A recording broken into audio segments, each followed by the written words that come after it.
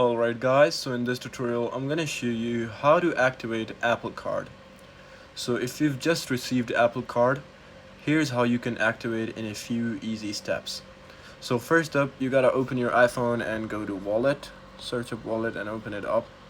Once you open it up, right over here, you just gotta tap on your Apple Card to get started. So I don't have any Apple Card, but if you have it right over here, you just need to tap on it and it will get started.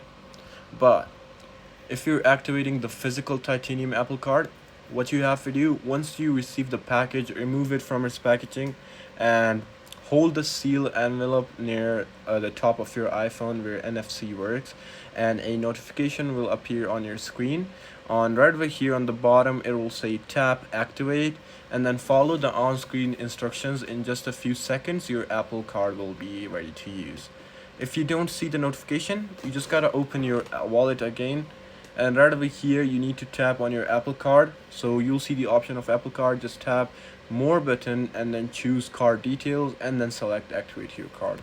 Once activated, you can immediately use Apple Pay anywhere it's accepted, or use the physical titanium card for in-store purchases. So yeah, that's pretty much it. I hope this tutorial actually helped you out. I'll see you soon next one.